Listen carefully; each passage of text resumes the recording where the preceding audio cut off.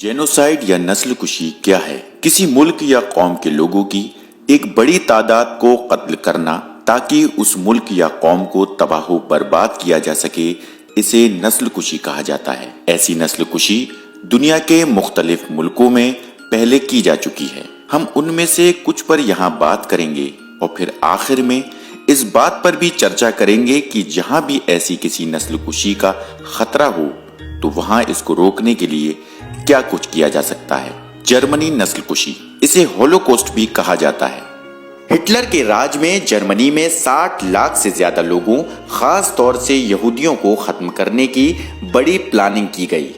पहले धीरे धीरे यहूदियों को पब्लिक लाइफ से दूर किया गया, उनके खिलाफ सैकड़ों कानून बनाए गए और उन्हें बदनाम करने का प्रोपेगेंडा चलाया गया। फिर नाजी पार्टी ने जर्मनी भर में यहूदियों पर सिलसिलेवार हमले करवाए, जिसमें यहूदियों का बेइंतहा जानी व माली नुकसान हुआ। 1994 की रवांडा नस्ल कुशी। रवांडा के दो नस्ली गिरोहों हुटू और टुत्सू की आपसी कशमकश ही रवांडा नस्ल कुशी का सबब बनी। जब हुटू, जो अक्सरियत में थे, हुकूमत उनके हाथों में आई तो उन्होंने टुत्सियों के साथ बहुत ज्यादा भेदभाव शुरू कर दिया, जो आगे चलकर नस्ल कुशी में बदल गया, जिसमें 8 लाख टुत्सियों को कत्ल कर दिया गया। बोस्निया नस्ल कुशी। अप्रैल 1992 में सर्बिया ने बोस्नियाई मुसलमानों के खिलाफ बड़े पैमाने पर नस्ली सफाई की कार्रवाई शुरू की। सर्बियाई फौज ने औरतों और छोटी उम्र की लड़कियों के साथ गैंग रेप किया और मर्दों को कत्ल किया। सर्ब फौज कैंपों से लोगों को उठाकर ले जाते और उन्हें गोलियों से भून देते। ये सिलसिला 3 साल तक चलता रहा, जिसमें 1 लाख से ज्यादा लोगों को दर्दनाक मौत दे दी गई।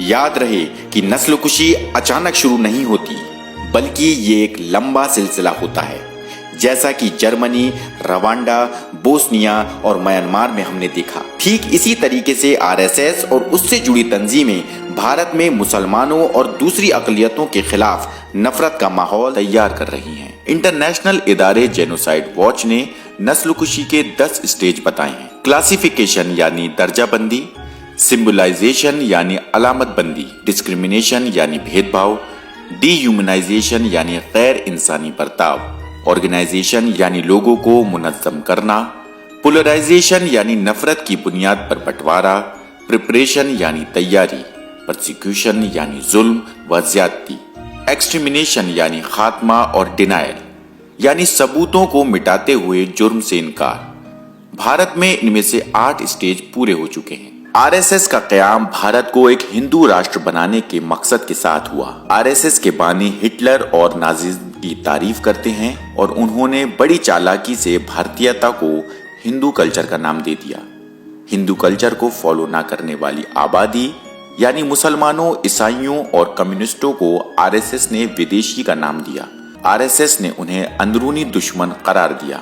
अपने क़याम के वक्त से ही आरएसएस इस पर काम कर रहा है। हिंदुत्व ताकतों ने भारत में कई मुस्लिम व ईसाई मुखालिफ कत्लेआम किए, जो नस्ल कुशी की एक शक्ल है, जिसका एक खूनी मंजर 2002 की गुजरात नस्ल कुशी में देखा गया। गुजरात में संघ परिवार के जरिए निकाली गई भीड़ ने हजारों मुसलमानों को कत्ल कर दिया। मुसलमानों के घरों और कारोबारों को जला दिया गया, मर्दों, औरतों और बच्चों को कत्ल किया गया और मस्जिदों और मज़ारों को तहस नहस कर दिया गया। इस तरह 2000 से ज्यादा लोग मार दिए गए और 1 लाख से ज्यादा लोगों को कैंपों में पनाह लेना पड़ी, जहां उन्हें बुनियादी जरूरतों से भी महरूम रखा गया।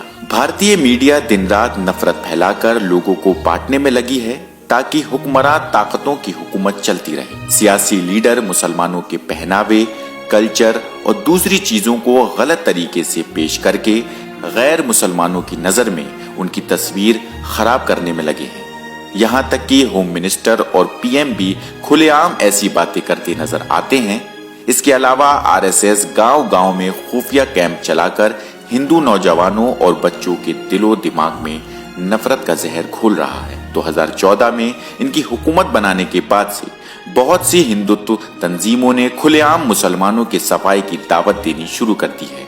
यहाँ तक कि आरएसएस, बीजेपी और बजरंग दल की तरफ से नौजवानों में हथियार भी बांटे जा रहे हैं। नस्ल कुशी का माहौल बनाने के लिए धर्म संसद भी किए जा रहे हैं, जेनोसाइड वॉच के फाउंडर व डायरेक्टर ग्रेग स्टैंटन का कहना है कि भारत में नस्लकुशी की निशानियां देखी जा रही हैं। रवांडा नस्लकुशी के बारे में भी ग्रेगरी ने 5 साल पहले ही खबरदार कर दिया था।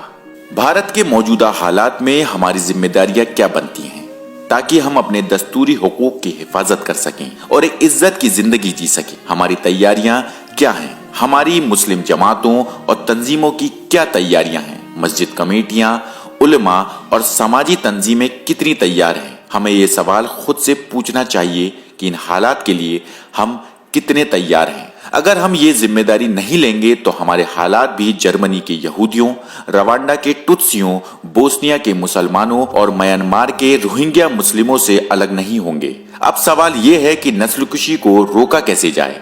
क्या हमने पूरी संजीदगी से हालात पर काबू पाने की जिम्मेदारी को कबूल किया है? भारत में नस्लकुशी को रोकने में हमारा क्या रोल होगा? पहली जिम्मेदारी खुद मजलूमों की। इसमें समाज के हर तबके को अपना रोल अदा करना होगा। भारत के मौजूदा पस मंजर में हम ऐसी किसी भी नस्लकुशी को रोकने के लिए काफी कुछ कर सकते हैं। हर मौलाना, ट्रस्ट, इदारे, इंटेलेक्चुअल, प्रोफेशनल NGO, मस्जिद कमेटी को नस्लकुशी को रोकने में अपनी जिम्मेदारी अदा करनी होगी। सबसे पहला काम अपने तमाम इख्तिलाफात को भुलाकर इस कॉमन खतरे के खिलाफ सबको मुत्तहिद होना होगा और तालीम, सियासत और माली एतबार से खुद को मजबूत करना होगा। इसके साथ ही सामाजी और सियासी मुद्दों में सरगर्मी और सही सोच के साथ हिस्सा लेना होगा। जमीनी हकीकतों को सही से समझना होगा क्योंकि हकीकत के इनकार से कुछ नहीं होने वाला। जमीनी सतह पर तहरीकें बनानी होंगी और नस्लकुशी की ताकतों के खिलाफ आवामी दिफा तैयार करनी होगी। समाज के उन सभी तबकों के बीच बड़े इत्तेहाद के लिए काम करना होगा जो नस्लकुशी की सियासत के खिलाफ है। हर तरफ से एकजुटता बनानी होगी। हेट क्राइम्स के वाकयात के खिलाफ रिकॉर्ड जमा करें, दस्तावेज बनाएं और कानूनी कार्रवाई करें। अगर ये तमाम काम करने में कामयाब रहे तो नस्लकुशी की कोशिशों को नाकाम बनाया जा सकता है और इसे कामयाबी के साथ रोका जा सकता है।